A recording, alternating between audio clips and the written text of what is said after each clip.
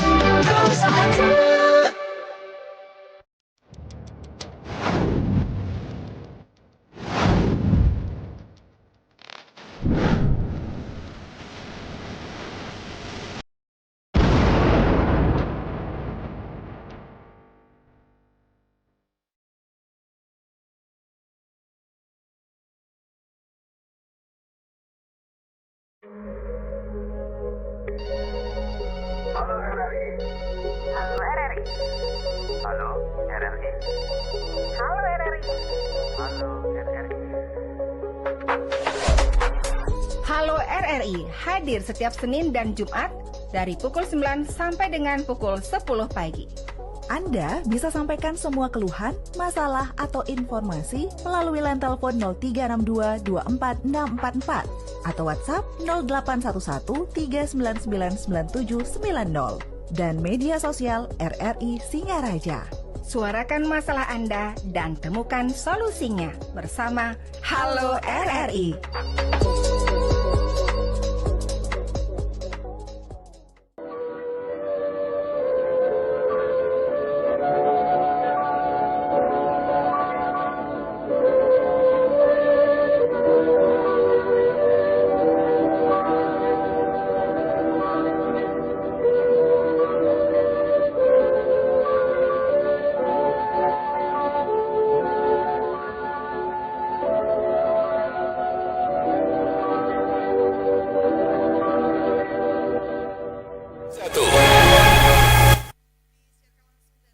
Di Gajah Mada 144 Singaraja, Bali. Selamat pagi pendengar, senang sekali saya Rizka Desiandra dapat kembali menyapa Anda dalam Dialog Hai Bali Ken pagi ini.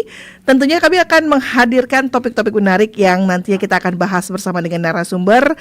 Dan juga nanti Anda bisa ikut beraspirasi menyampaikan pertanyaan ataupun masukan-masukan Anda yang membangun untuk topik kita pada pagi hari ini. Pendengar, pagi ini kami akan mengajak Anda untuk melihat bagaimana sebenarnya kondisi pertanian kita di Kabupaten Buleleng ini, karena mengingat pertanian ini adalah salah satu sektor penting untuk pilar pangan mandiri di suatu daerah.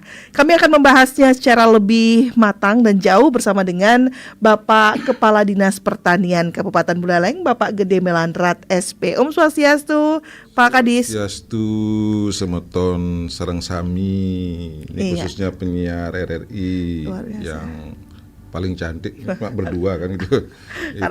Dan juga pendengar RRI setia. Iya. di seluruh, bukan hanya di Kabupaten Buleleng tapi seluruh Indonesia. Terima kasih sebelumnya Bapak sudah hadir di tengah kesibukannya, menyempatkan diri untuk menyapa pendengar RRI tentunya.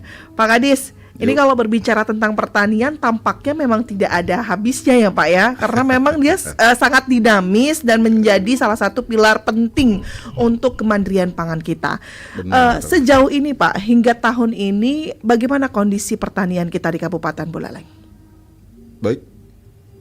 Bisa langsung ya? Iya, silakan Bapak. Iya, terima kasih atas waktu yang diberikan kepada kami Dinas Pertanian untuk bisa berbicara tentang pertanian dalam arti luas, kecuali kehutanan dan kelautan, karena itu menjadi ranah atau kewenangan provinsi, khususnya di Bali. Untuk di Buleleng, di samping wilayah yang topografinya negara gunung, jadi ya, kita punya pegunungan, kita juga punya lautan. Ini tentu ada daerah dataran tinggi dan ada daerah dataran rendah. Kalau berbicara tentang pertanian, sangat potensial sekali. Ya.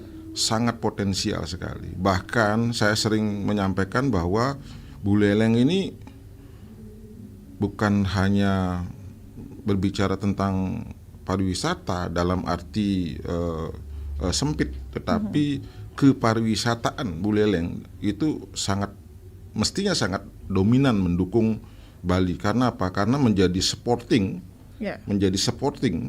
itu produk lokalnya, tidak hanya pangan tetapi juga hortikultura. Hortikultura kita punya sayur dataran tinggi, suplai sayuran apapun. Jadi orang Eropa kan kebanyakan makan sayur dataran tinggi. Nah, kalau kita justru makan sayur dataran rendah. Ini potensinya luar biasa ada di sini. Ngomongin buah, itu Buleleng bukan hanya juara tetapi raja buahnya. Jadi dari segi kualitas, variasi jenis, itu semuanya ada di Buleleng. Tinggal bagaimana Buleleng memanage pertaniannya ini menjadi sebuah bukan hanya industri tetapi juga menjadi bagian dari integrated dari kepariwisataan yang ada di Bali. Jangan Buleleng ingin menjadi Kute, jangan Buleleng ingin menjadi seperti di Gianyar atau Denpasar apalagi, janganlah. Tapi bagaimana mengangkat Buleleng dari sektor pertanian, ini yang mestinya kita garap sekarang ini di momentum atau di saat Presiden Republik Indonesia sekarang itu Bapak Prabowo yang notabene-nya menjadikan Indonesia swasembada pangan. Bahkan menurut beliau dulu 4 tahun, dikrit menjadi 3 tahun, bahkan sekarang tahun 2025 harus swasembada pangan. Buleleng bisa. Kalau kita hanya berbicara pangan, pangannya itu hanya 2 lagi, jagung dan padi.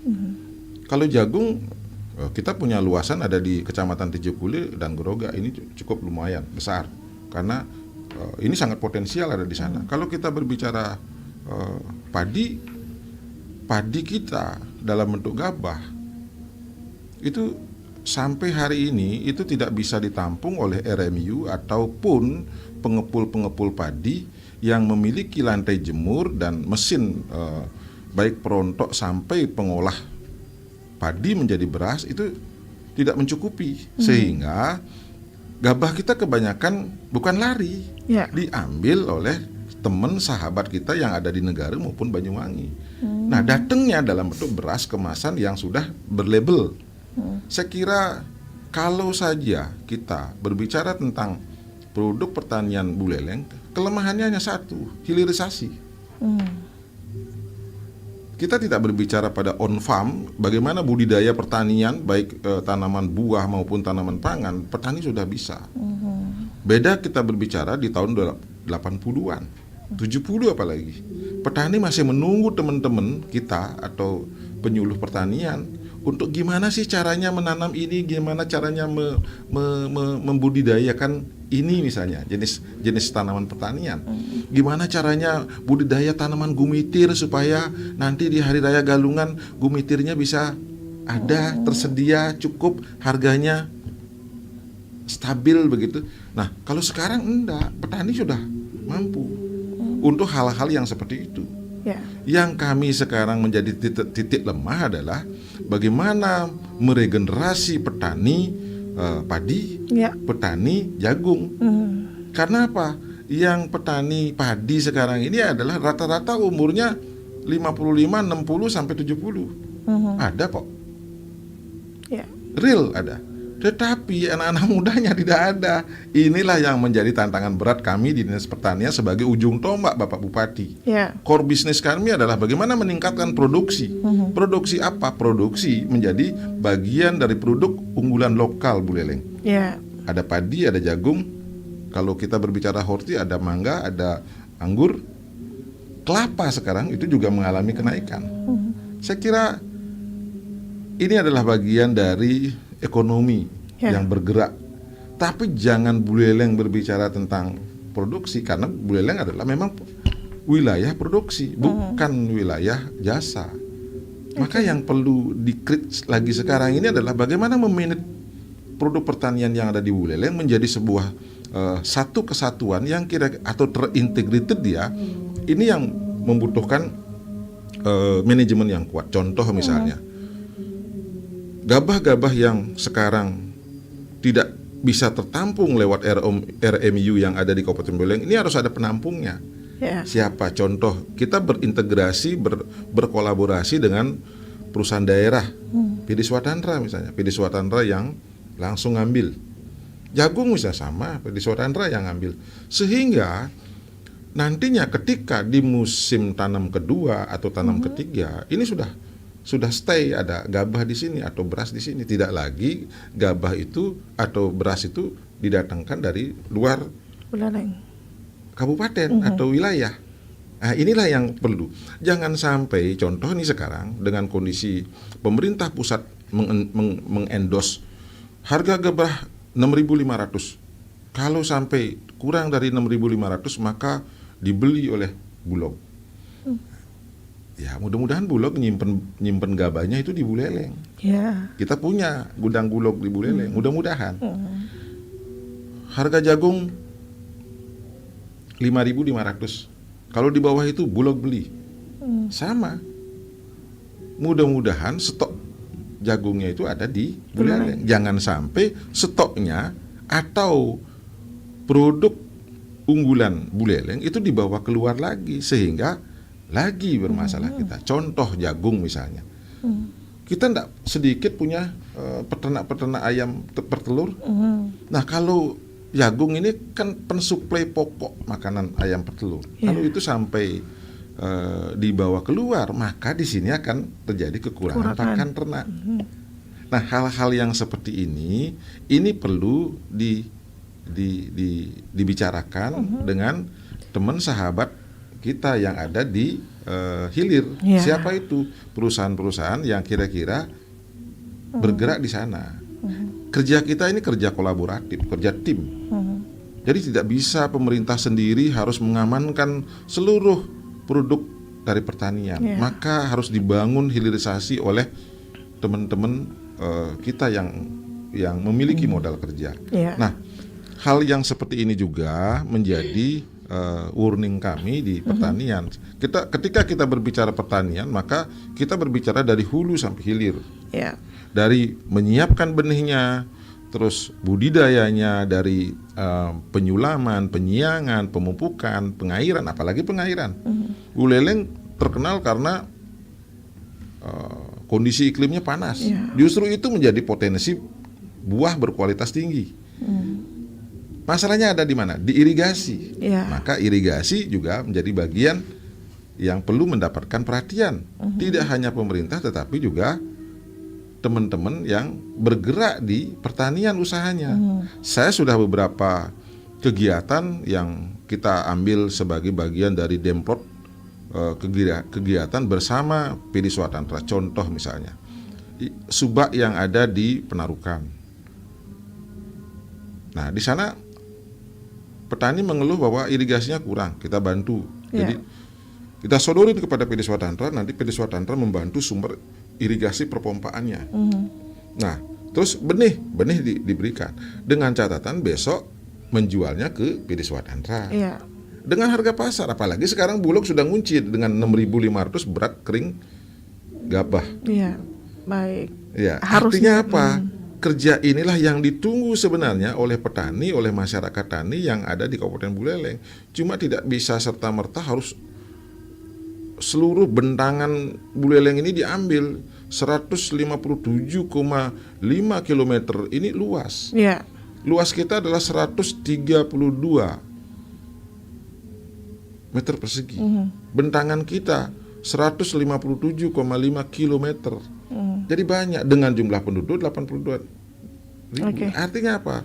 Artinya tidak bisa kerja pemerintah itu sendiri. Saya salah satu ujung tombak Pak Bupati untuk terus mengajak teman-teman yang ada di hilir untuk bersama-sama membangun sektor hilir di pertanian. Ya, saya kira itu ya. Baik, ada beberapa catatan yang tadi Pak Kadis sampaikan begitu ya terkait dengan manajemen dari pertanian, kemudian hilirisasi, dan juga tadi juga ada terkait dengan bagaimana memaksimalkan produksi ini untuk menjadi sektor-sektor lainnya, dan penyerapan dari gabah kita ini bisa maksimal untuk di Kabupaten Buleleng begitu. Nah, Pak Kadis, ini tadi menarik yang tadi Pak Kadis sampaikan bahwa adanya hilirisasi itu masih menjadi PR kita begitu.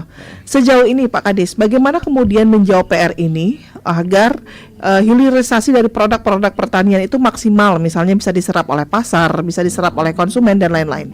Selain mungkin bekerja sama dengan perusahaan-perusahaan daerah. Iya. Ruang gerak pertanian itu sangat fleksibel sekali. Pemerintah membangun UMKM. Pemerintah juga menyediakan tempat, misalnya seperti di setiap hari Minggu ada Car Free Day untuk UMKM pertanian, ketahanan pangan. Ini sebuah teknik metode yang salah satu caranya untuk membangun sektor hilirisasi melalui itu. Jadi sebenarnya kalau kita berbicara tentang pertanian, pengelolaannya atau hilirisasinya, ini sebenarnya sudah bergerak. Tetapi pergerakannya ini masih kecil. Kita menunggu loncatan yang besar yang kira-kira mampu menyelesaikan permasalahan tadi. Memang salah satunya adalah dengan perusahaan-perusahaan. Ketika perusahaan daerah yang menjadi labeling dari pemerintah, masih pemerintah, nanti mendapatkan profit, maka pengusaha-pengusaha lain akan juga mengikuti. Contoh misalnya, kadangkala kita memiliki produksi buah mangga itu berlimpah kita. Mangga kita ini tidak jelek-jelek amat, bahkan mangga kita ini diekspor ke Singapura, keluar lah banyak. Dan ini apa sih yang dibutuhkan? Yang dibutuhkan adalah hilirisasinya. Yang dibutuhkan adalah pasca panennya.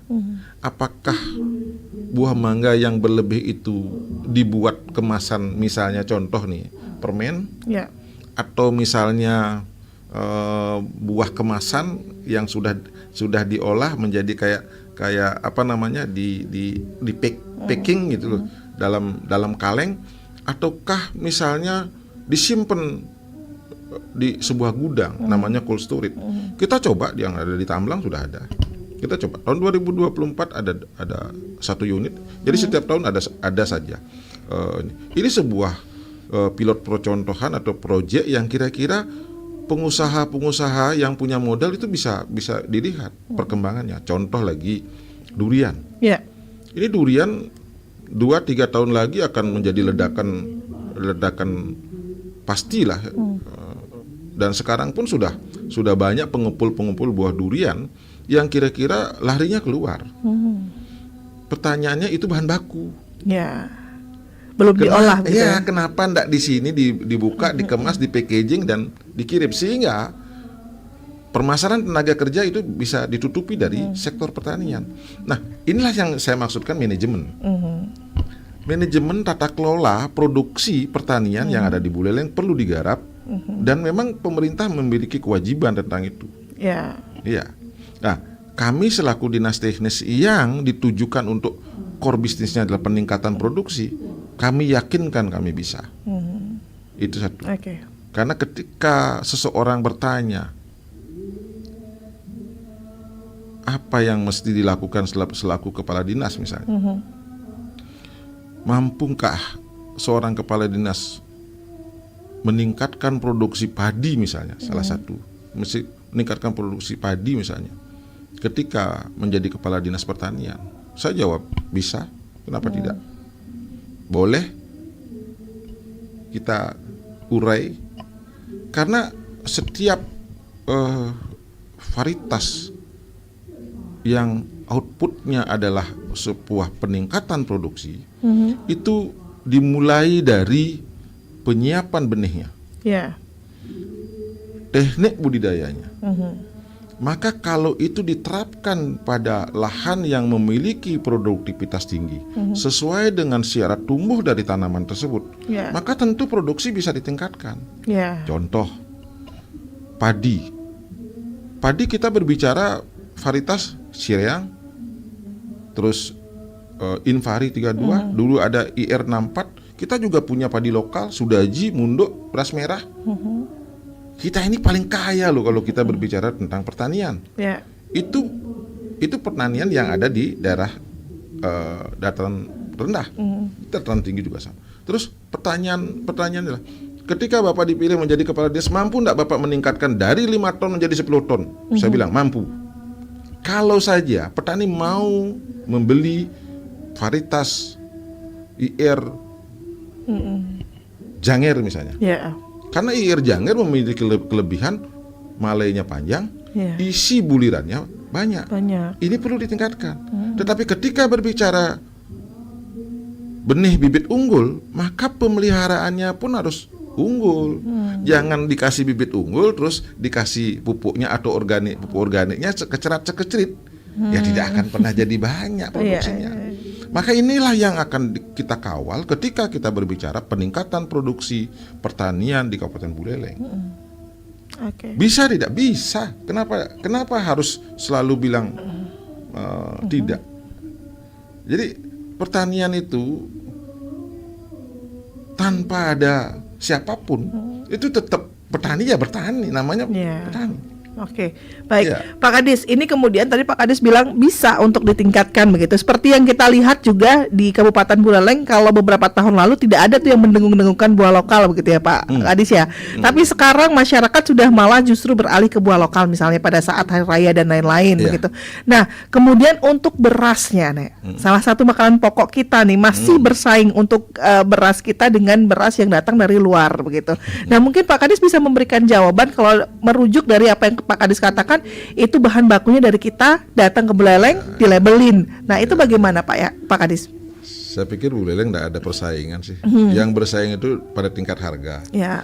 Kenapa masyarakat sekarang itu beralih ke buah lokal? Karena harganya bersaing, bukan produknya. Oke. Iya, kalau kita berbicara tentang produknya Buleleng, dari harga rendah sampai harga termahal pun punya. Contoh salah satu anggur. Ya. Anggur yang di pinggir jalan hanya 5.000, 8.000, 15.000 per kilo ada.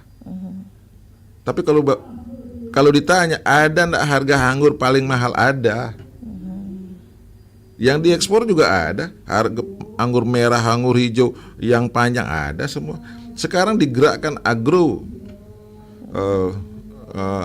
wisata anggur ada, petik langsung ada. Artinya apa?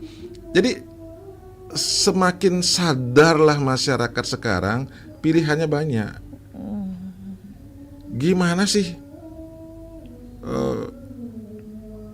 buah apel yang hanya setahun sekali diproduksi di Eropa atau Australia lah paling dekat ya, apel ya. Itu setiap galungan, setiap ada saja apel. Karena apa? Karena dia memiliki hilirisasi berupa cold storage, itu tempat penyimpanan buah dia miliki. Terus anggur menjadi mahal ketika hari raya, ya karena keberadaannya tergantung musim. Kalau ngomongin musim, Indonesia punya hanya 2 musim, Australia berapa punya musim? Kelemahan kita adalah tidak digarapnya hilirisasi. Dan ini butuh uluran tangan dari pemerintah, iya. Dalam kapasitas besar mungkin swasta lebih. Tapi dalam kapasitas kecil, kita sudah bangun di Tamblang, kita sudah bangun Depe untuk mangga. Kembali ke, karena kita basisnya adalah kelompok, tidak perorangan. Kalau perorangan sudah usaha, pengusaha namanya. Kalau kelompok inilah unit usaha tani. Nah, inilah sebagai sampel-sampel atau pilot project pemerintah untuk mengajak pengusaha yang punya modal, dilihat enggak, dilirik enggak, bahwa unit usaha ini kalau dibesarkan itu seperti itu loh. Jadi tidak lagi berbicara, nah ada musim mangga sekarang di Galungan ini, nah kayak gitu, berarti harga mangga mahal dah. Tapi kalau apel merah itu, nah bagaimana dengan produk beras? Beras itu adalah hasil dari gabah, karena prosesnya panen gabah kering dulu, udah itu dijemur menjadi kering giling diolah di RMU atau mesin penyosoh, udah gitu keluarannya adalah beras. Kita tidak bersaing berasnya, justru beras buleleng atau gabah buleleng keluar datangnya dalam bentuk beras. Ini sebenarnya jeruk makan jeruk. Kita yang nanam, kita yang beli berasnya di luar lagi. Yang perlu dipahami oleh pengusaha, teman-teman yang memiliki modal adalah selisih antara budidaya, terus proses pasca panen sampai di packaging, terus dikonsumsi oleh masyarakat. Itu keuntungannya lebih besar di processing atau di pasca panen. Salah satu contoh ya, orang menanam jagung yang kurang lebih 25 hari lah. Itu kalau dia tanam jagung terus petik tua, itu kalau dipanen mestinya dia dapat 4 juta. Nah, saya ambil kecil saja. Kalau kita jual jagung per kilo dalam bentuk gelondongan masih di pohonnya itu hanya 2.000. Kalau itu dipanen terus dijemur gelondongan itu sudah 3.000. Gelondongan itu masih bondang. Nah, itu dijemur itu sudah 3.000. Kalau itu diwiwil lagi di biji, itu menjadi sudah kering 14%, itu menjadi 5.000. Bahkan sekarang 5.500 Bulog ngambil. Di Gerogak itu kemarin ya, tanggal 15, itu harganya 5.300. Tinggal kemarin di tanggal 16 Bulog sudah turun untuk mengambil dengan nilai net jagung wiwilan itu sudah harga 5.500. Nah, begitu gini ya, petani yang nanam jagung dengan modal 2 juta hanya dapat keuntungan iya kalau bener 4 juta. Kalau jagungnya kecil-kecil lagi bisa jadi rugi dia. Karena itu tadi menggunakan benih unggul ya, intensifikasinya ya harus unggul juga, sesuai dengan persyaratan tumbuhnya dia, sesuai dengan syarat pemberian nutrisinya dia. Nah, pasca panennya ini justru yang lebih tinggi profitnya. Ketika dipecah lagi jagung yang 1 biji itu dipecah menjadi 2, itu sudah lain lagi 6.000. Ketika dipecah menjadi 4 itu lain lagi menjadi 8.000. Seperti begitu proses pertanian. Kelemahan dari pertanian adalah produk ini tidak bisa disimpan lama. Maka tentu pengusaha yang besar itu gudang yang harus dia miliki. Gitu. Maka teman-teman kita yang bergerak di pakan-pakan ternak, baik sapi, terus babi, terus ayam broiler maupun ayam petelur, babi Bali maupun babi Lenris, itu yang dia miliki apa? Gudang. Nah, inilah yang menjadi peluang unit usaha di pertanian, sehingga pertanian menjadi stabil, terus petani menjadi bergairah berbudidaya tanaman ketika ketika mereka panen atau petani kita, saya sering ngomongin bahwa sahabat kami di pertanian itu adalah Dinas Pertanian itu adalah petani. Slogan kami adalah petani ya pahlawan pangan. Jadi artinya apa? Mereka-mereka ini terkadang kita sanjung menjadi pahlawan, tetapi miris rasanya ketika produk yang dia hasilkan tidak ada yang beli. Dan Atau dibeli pemerintah dengan tidak harga hadir rendah, di tengah-tengah mereka. Maka kami sering ya Sabtu Minggu kami ke lapangan bersama PD Swatantra untuk memonitoring mana sih produk yang tidak dibeli, ya kami ambil. Sama dengan kemarin kami ke lapangan ketemu dengan bawang yang 1 ton tidak ada yang beli, ya kami ambil.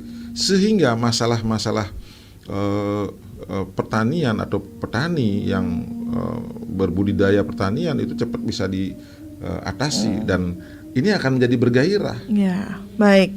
Padahal ini ruang tenaga kerjanya banyak, menyerap tenaga kerja banyak. Baik, Pak Kadis, mungkin ini menjadi salah satu faktor kenapa tadi Pak Kadis juga menyinggung petani-petani muda, petani di tingkat usia yang lanjut mungkin banyak, tapi regenerasinya tidak ada.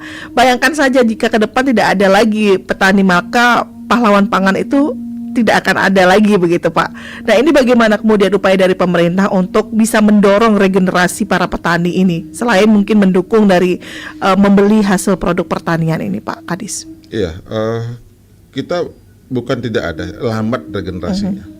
Karena sekarang ini boleh dibilang pilihan terakhir, cita-cita generasi kita nggak ada yang jadi petani ya. Ya, kalau nanya anak kita mau jadi apa, mau jadi dokter, mau jadi pilot, mau jadi tentara, mau jadi polisi, terus mau jadi apa namanya, atau mau bekerja di luar negeri, nggak ada yang jadi petani. Tapi saya balik ya, petani itu hebat ya. Seorang pensiunan pegawai negeri, seorang pensiunan TNI Polri, seorang pensiunan dokter itu bisa jadi petani. Itu menjadi bagian dari regenerasi, iya. Bukan hanya anak mudanya, tetapi andai seorang petani bisa nggak jadi dokter, atau petani bisa nggak jadi ASN. Ini bedanya. Tanpa kita sadari ternyata ya di atas umur 60, 58 pensiunan ini menjadi bagian dari pertanian. Nah, bagaimana mencetak petani-petani muda?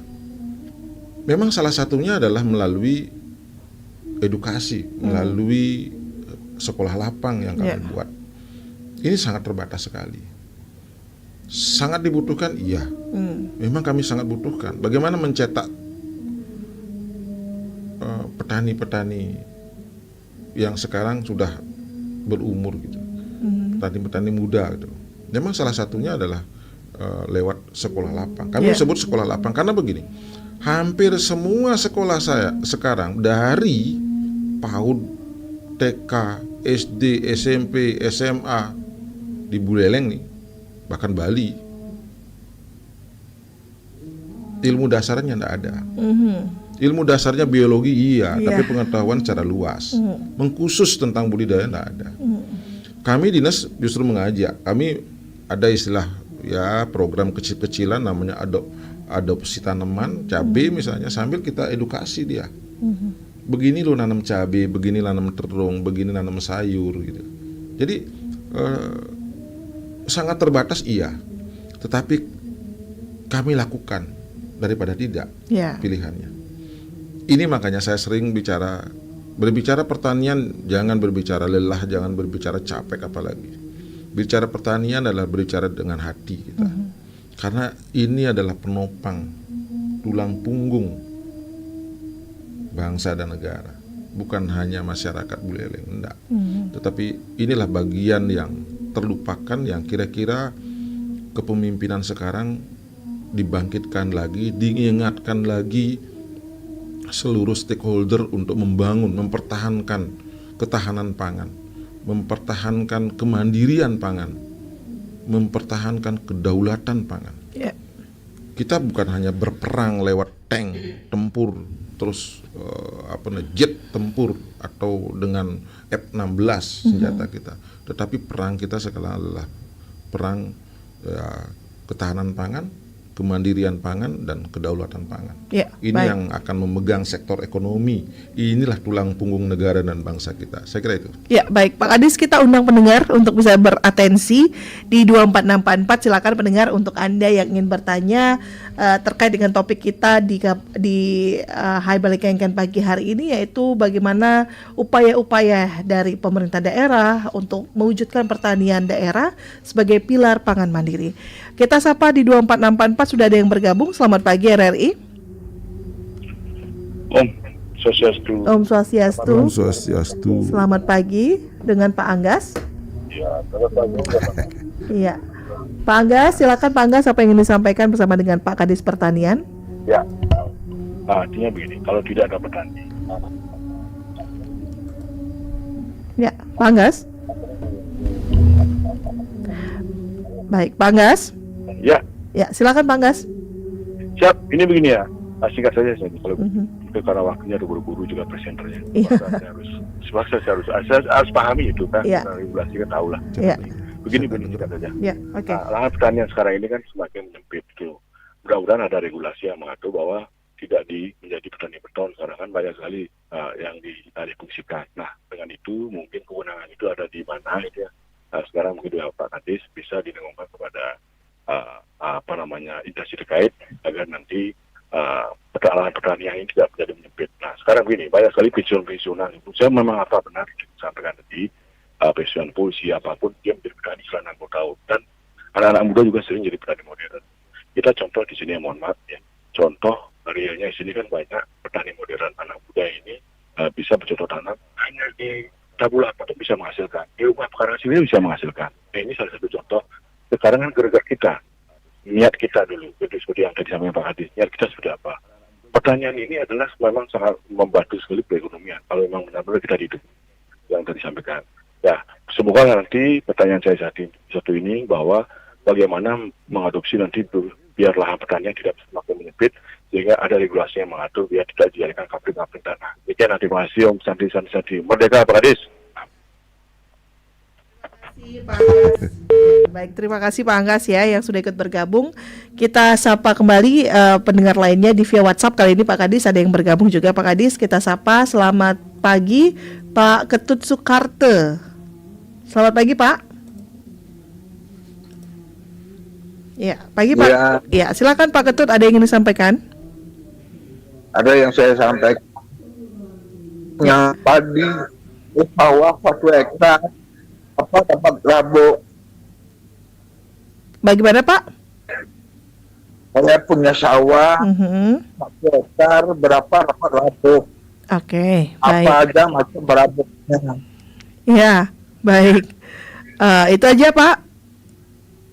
Ada lagi, saya punya kosong 1 hektar setengah, nggak berisi apa-apa. Bisa Oke. dari orang untuk garap. Oke, baik. Pak Ketut, di mana lokasinya Pak Ketut Sukarte? Desa Kedus, pendapatan Desa Kedis. Oke, baik. Itu saja Pak Ketut ya, nanti ditanggapi oleh Pak Kadis ya Pak Ketut ya. Ya. makasih. Terima kasih Pak Ketut Sukarte di Desa Kedis. Nah, nanti ditanggapi nih. Kita sapa pendengar lainnya di 24644. Selamat pagi RRI. Selamat pagi RRI. Iya, selamat pagi. Sen. Dengan Bapak siapa Pak? Langsung anten nih. Dengan Bapak siapa ini Pak Astawa ya? Tahu. Ya, silakan Pak Astawa. Om Swastiastu narasumber. Swastiastu Yang Bapak. langsung aja bertanya. Nggih, lanjut. Sedikit kali waktunya, penjelasannya terlalu banyak. Iya. Nggih. Yang kritik itu nih. Ya. Maksudnya begini, ada permasalahan lingkungan Tegalinggah nih. Itu sudah lama kejadiannya itu. Ya katanya kemarin ada beritanya 80 hektar ada tanah, hanya 40 hektar yang bisa ditanami karena airnya sudah diambil. Nah tolong beri penjelasan, jangan sampai ada hal-hal yang demikian. Masyarakat sudah dia bekerja membantu bagaimana produksi beras di Buleleng. Tapi terjadi hal yang demikian. Sekian, terima kasih Om Santi. Terima kasih. Baik, Om terima Santi. kasih Pak Astawa, luar biasa ini perhatiannya. Kita akan jawab ya Pak Kadis ya, satu persatu dari Pak Anggas, kemudian ada Pak Ketut Sukerto tadi di Kedis, dan juga Pak Astawa. Tadi Pak Anggas menyampaikan bahwa ini terkait dengan perhatian begitu ya untuk para petani dan juga petani muda agar muncul dan mau niatnya untuk bisa ikut menjadi salah satu pahlawan pangan. Nah, silakan Pak Kadis. Baik, terima kasih khusus Pak Anggas. Ini motivator nih Pak, Mbak. Ya. Beliau ini pencinta tanaman, saya tahu, dan sahabat saya. Terima kasih. Mungkin kalau saya boleh pilih, beliau lah motivator tanaman itu. Jadi kalau ngomongin pertanian dalam arti luas, beliau lah salah satu orang yang suka. Karena tanaman itu harus mencintai.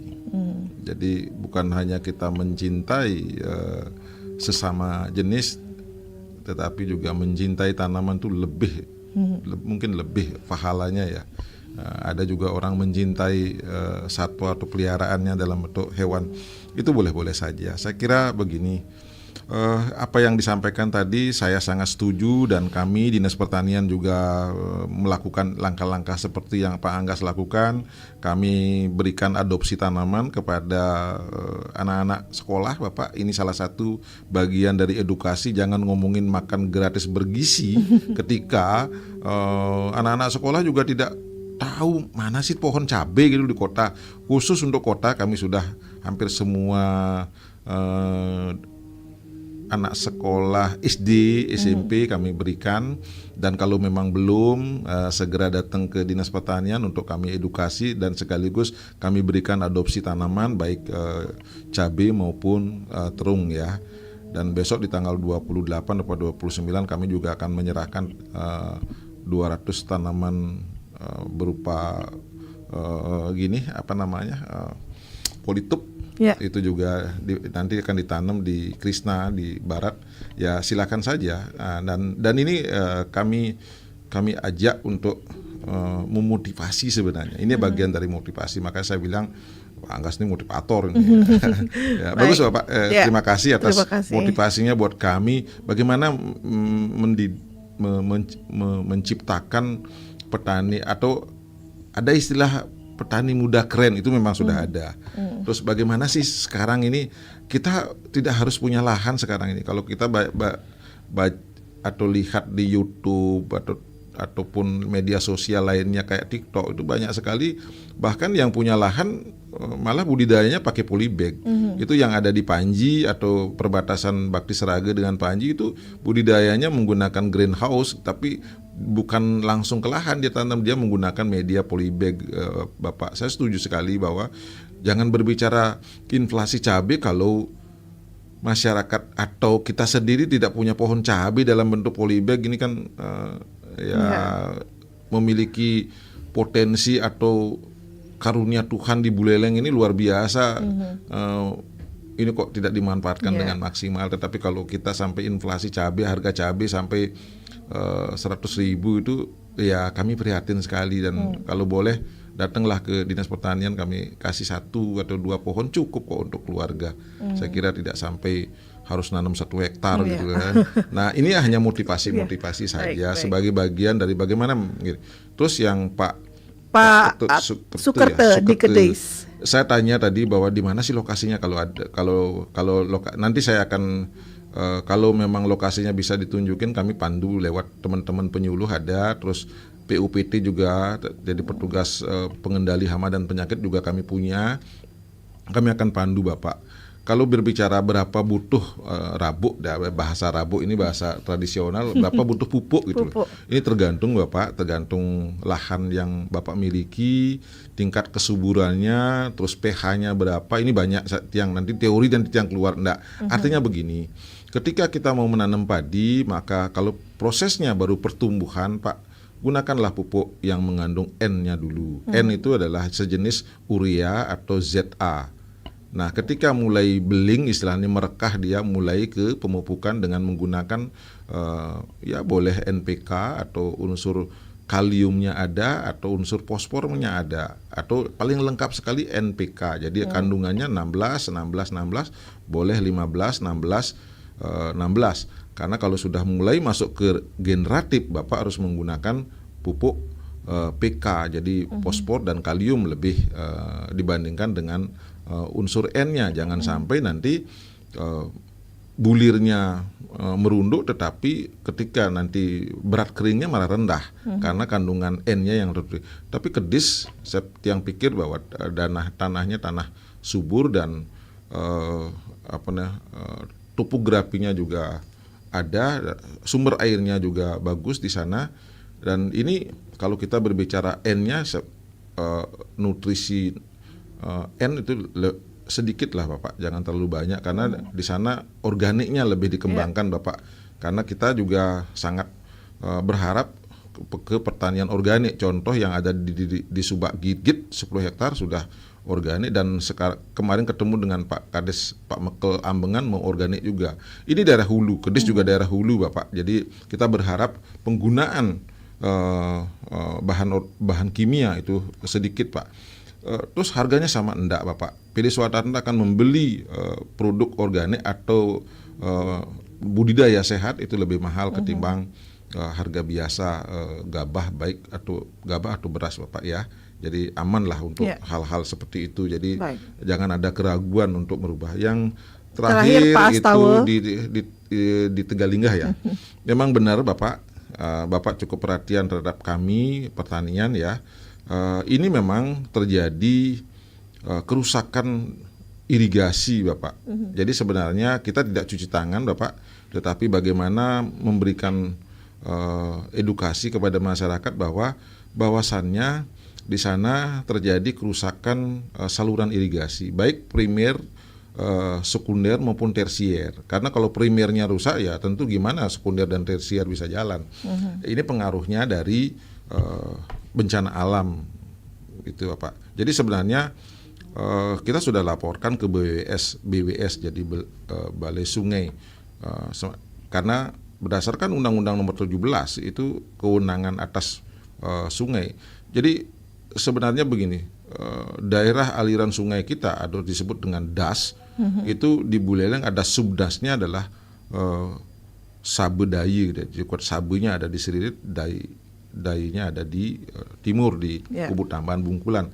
Pecahan dari ini itu primernya Pak. Pecahan dari ini sekunder-sekundernya itulah di masing-masing desa maupun di subak-subak. Kalau kita berbicara primer sekunder dulu dibantu atau dimanage oleh teman-teman di BWS PU pusat Pak gitu.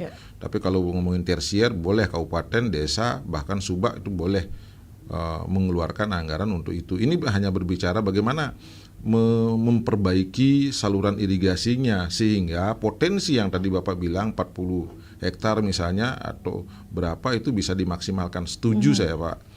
Ini kewenangannya banyak. Inilah kelemahan birokrasi kita Bapak. Saya akui bahwa ini bagian dari kelemahan pemerintah karena saya ada di pemerintahan. Tetapi paling tidak ini diupayakan di sekarang ini menjadi skala prioritas. Ini juga harapan kami di pertanian Bapak. Sangat kami prihatin sekali yang mestinya IP, jadi indeks pertanaman itu bisa dapat 300 atau 3 kali tanam, ini ternyata hanya 1 kali di musim seperti sekarang hujan. Tetapi kalau ini dimaksimalkan dengan irigasi tentu akan bisa IP-nya 3. Dan inilah yang menjadi harapan dari pemerintahan sekarang, Pak Prabowo. Saya kira sejalan dengan apa yang Bapak sampaikan tadi. Terima kasih Bapak Asabu. Baik, terima kasih Pak Kadis atas tanggapannya. Kita sapa dulu satu penelpon terakhir di via WhatsApp. Kita sapa Pak Kadis ya. Singkat di 24644 Pak Nartarianto, silakan Pak. Selamat pagi, Om Swastiastu. Semangat pagi Bapak Swastiastu. Pak Kadis, tetap semangat. Jangan kendor. Dengan makan cabai, akan lalah, akan pedas. Silakan Pak Narto. Baik, pertama saya teringat di pompa bensin Banyumale, celakanya itu kan Taman Yuwana ya, itu USPP dulu ya. Mungkin itu sangat bagus sekali, kan pindah ke Banyuwangi, sekolah umum pertanian perikanan, edukasi untuk generasi muda, apalagi sekarang dengan teknologi, mungkin konvensional dan teknologi akan bisa dipadukan, menggarap generasi muda dalam konteks pertanian, mungkin memotivasi dan mungkin nanti akan dia gemar untuk bertani. Itu pertama. Sekolah-sekolah saya lihat atau mungkin nanti menjadi PR atau menjadi gebiar bioponik kah? Karena beberapa sekolah saya lihat mendapat tingkat predikat juara nasional, entah SMP apa saya lupa. Mungkin ini bisa diteruskan sekolah-sekolah dengan dinas pendidikan, kerjasama dengan dinas pertanian, juga pelopornya dinas pertanian untuk kantor-kantor. Siap, sehingga Bapak, dilombakan antar hari-hari nasional atau HUT Kota Singaraja. Nah, kemudian bibit yang disampaikan tadi, apabila bahasa Bali-nya gratis hasilnya, Pak. Di everyday taman kota itu mungkin dijejer, ini bisa diambil untuk ditanam, catat namanya, nanti mungkin berapa HP-nya, apa ditanam betul, apa berapa. Nah, saya kira kemudian yang terakhir mungkin bisa ada kemah pemuda petani milenial, Pak. Kemarin Pro 3 RRI saya mendengarkan seperti kemah pramuka lah. Ada lahan-lahan seperti tadi di Kedes banyak, itu mungkin pertanian dinasnya itu mengadakan kerjasama untuk menggarapnya, sehingga di sana ada teori bingtek secara teknisi diberikan. Nah, kemudian dalam berapa bulan atau ada periode berapa hasilnya dinikmati bersama dan ada segi positifnya. Sekian, terima kasih. Terima kasih Pak Narte Ariante sudah ikut bergabung di 24644. Silakan langsung ditanggapi Pak Kadis. Baik, terima kasih Pak Nate. Ini banyak saran dan masukan. Kadang-kadang Pak Nate aktivitasnya juga olga di pagi hari.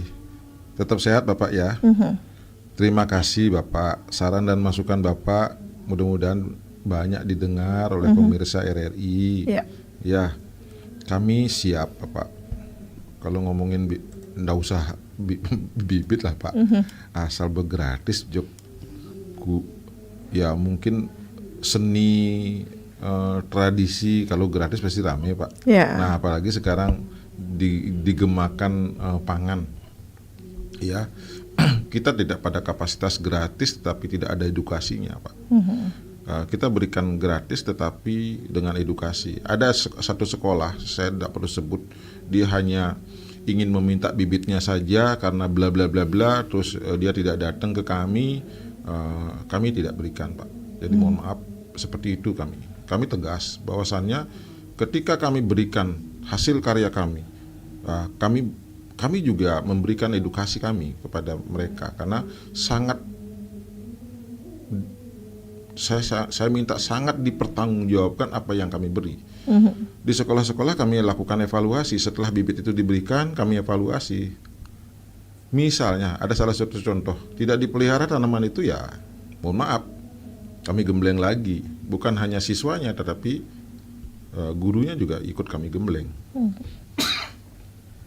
Artinya apa? Artinya mereka harus pertanggungjawabkan juga transfer knowledge-nya, pengetahuannya dan keterampilannya dia. Bagaimana memelihara tanaman terung, memelihara tanaman cabai di pekarangan dalam bentuk polybag. Ini yang kami minta pertanggungjawabannya supaya ini bergerak nantinya. Saya setuju bahwa itu dibangun misalnya komunal kayak kemah apa namanya, saya setuju sekali. Tetapi saya tidak mau berhenti pada itu.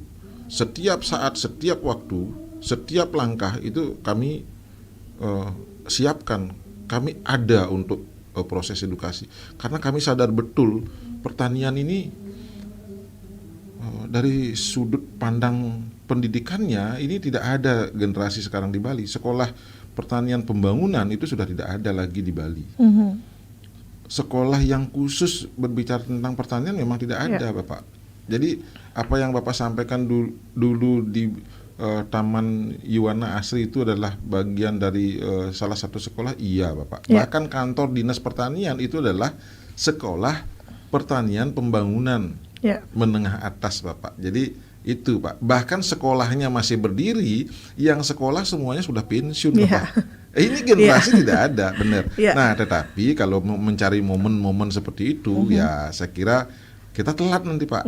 Maka saya minta seluruh staf Dinas Pertanian jangan pernah bilang capek, jangan pernah lelah untuk pertama mengedukasi, yang kedua memotivasi, yang ketiga adalah meyakinkan layak untuk digugu dan ditiru. Kita hadir dalam bentuk wujud nyata sebagai petani. Baik. Nah, oleh karena itu saya ajak Pak Nate, kalau jogging tracknya pagi, yuk datang ke hutan kota, Bapak. Baik. Luasan 2 hektar di sana. Saya kemarin bersama Pak Kapolres dengan benih guak polengnya kita tanam jagung. Terus tadi pagi dari jam 5 saya sudah hadir di hutan kota untuk menanam padi beras merah. Jangan sampai nanti masyarakat Buleleng kengkene goban bahas barake itu sing nawang yan. Nah, kita kalau ini didengar oleh teman-teman pendidik juga, baik guru maupun dinas pendidikan, tolong dong ajak sekolahnya untuk berkunjung ke hutan kota yang ada di Banyuasri. Nah, kami juga cetak nih masalahnya sekarang. Kalaupun dikasih bantuan alat pertanian, tetapi operasionalnya enggak bisa, itu kami juga sudah mencetak kemarin operator traktor, alat arsinta. Jadi media untuk edukasi banyak sekali, tergantung kita, hati kita apakah mencintai wilayah Buleleng, apakah mencintai pertanian, itu kita harus bangun dari PAUD. Saya kira itu hari ini bincang-bincangnya. Terima kasih karena waktunya mungkin sudah sempit.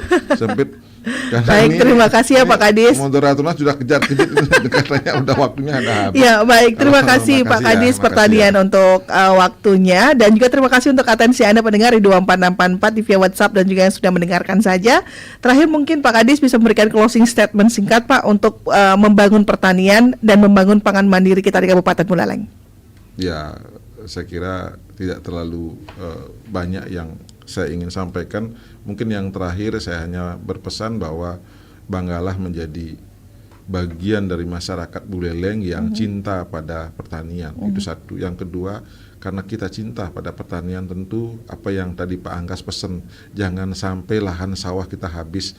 Luas lahan sawah kita yang diharga matikan Pak Anggas ya, itu seluas 6.442,49 hektar berdasarkan Perda LP 2B ya. Saya copy paste angkanya Bapak ya, supaya betul-betul ingat oleh masyarakat. Tetapi existing kita punya lahan sawah atau baku sawah kita 8.000. Ada space memang lagi 2.000 hektar, ini untuk tata kelola atau tata ruang Bapak. Jadi Buleleng tidak akan pernah habis lahan sawahnya, karena memang kita sudah punya peraturan. Jadi mari kita amankan itu, tetapi yakinkan bahwa kita memang betul-betul mencintai pertanian untuk supporting pariwisata. Jangan sampai kita punya lahan pertanian tapi kita impor produk pertanian. Terima kasih atas waktunya. Baik, terima kasih Pak Kadis Pertanian, Pak Gede Balandra, dan tetaplah bersama kami pendengar. Selepas ini jangan kemana-mana, kita masih akan menghadirkan rangkaian acara menarik yang sayang untuk Anda lewatkan. Dan jangan lupa, mari kita bersama-sama amankan pertanian kita untuk mewujudkan pangan mandiri untuk Kabupaten Buleleng. Saya Rizka Desiandra, selamat pagi.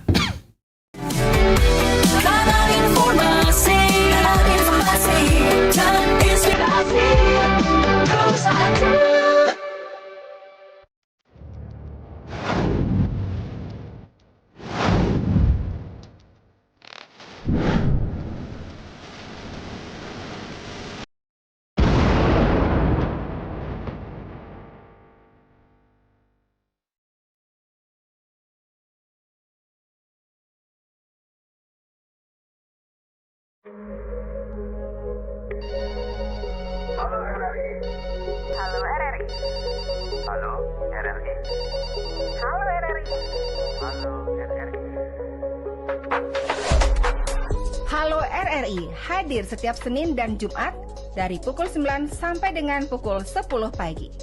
Anda bisa sampaikan semua keluhan, masalah, atau informasi melalui line telepon 0362 24644 atau WhatsApp 0811 3999790 dan media sosial RRI Singaraja. Suarakan masalah Anda dan temukan solusi.